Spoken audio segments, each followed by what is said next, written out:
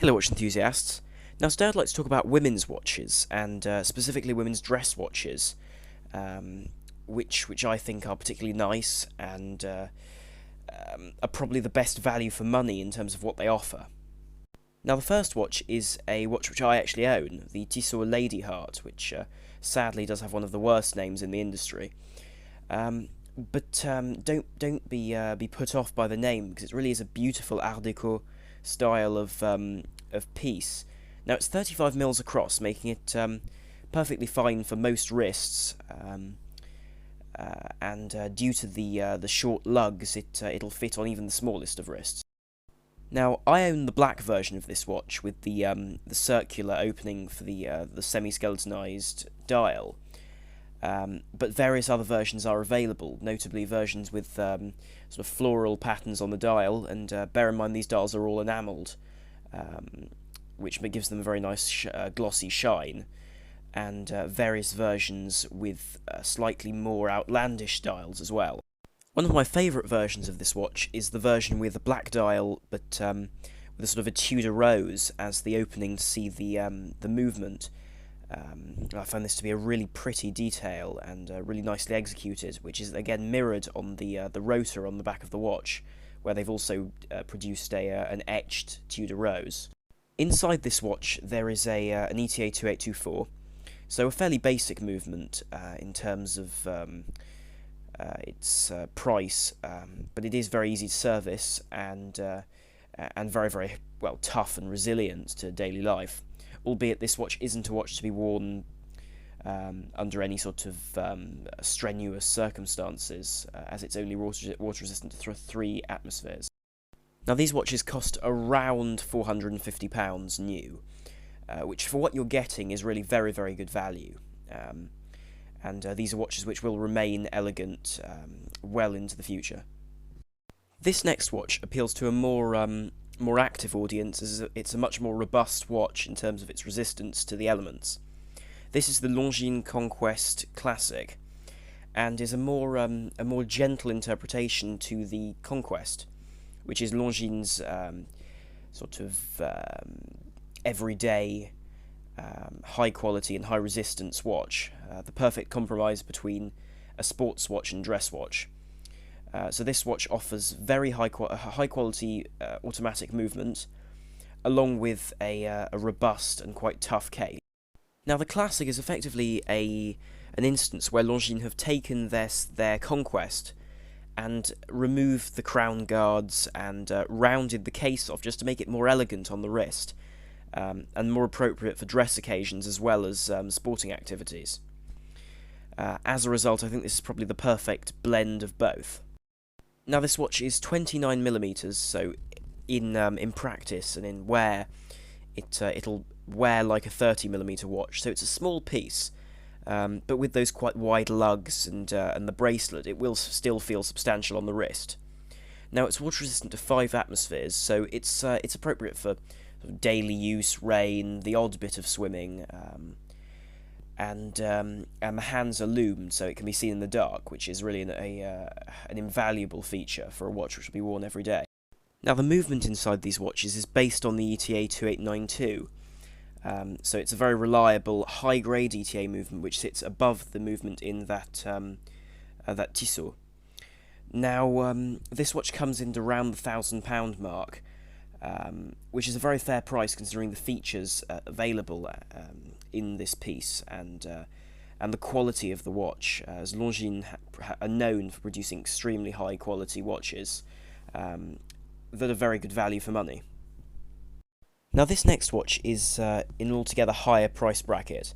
This is the Tudor Style, which is a take on the old Tudor Datejust, which was Tudor's answer to Rolex's famous dress watch. Now this watch comes in 4 sizes. It comes in a 41, a 38, a 34 and a 28mm version, which means that this watch can suit any size wrist, regardless of whether they have larger dimensions or smaller ones. Now a strong point of this watch is that it offers immense customization for the buyer.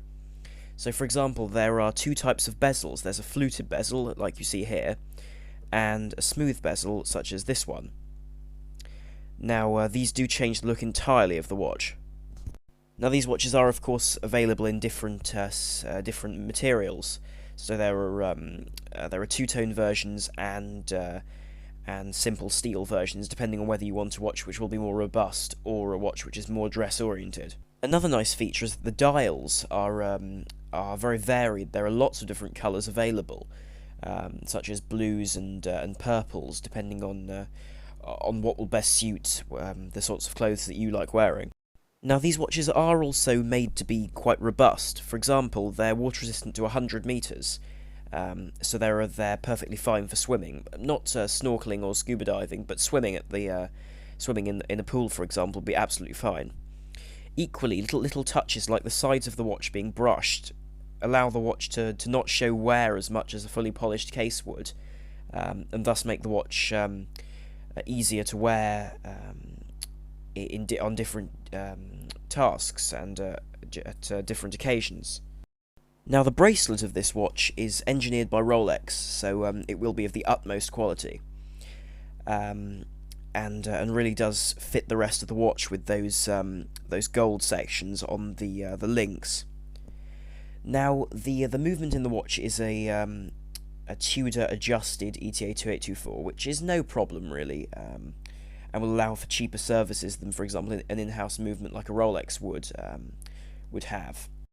So combining all these features, this watch will cost between £1,500 and £2,500, depending on the model which one goes for, whether it's a two-tone or a simple steel version, or depending on the size of the watch one is going for, so 28, 34, 38 or 41mm. Now this next watch is an absolute design classic. This is the Omega Constellation, and in this case more specifically the 35mm version, because of course there is the 38 or 39mm version, which is traditionally the men's watch, while this version is the ladies' version. Now I would advise when buying this watch to steer clear of the quartz version, simply because Omega uses an off-the-shelf quartz, and this isn't really any sort of great movement. It's nothing special. So I'd advise going for the coaxial version, which is it is a fair deal of money. It's £2,700, but this is a watch which will last for a lifetime. Now the case of this watch is a classic designed by Gerald Genter, the same man who designed the Audemars Piguet Royal Oak and the Patek Philippe Nautilus.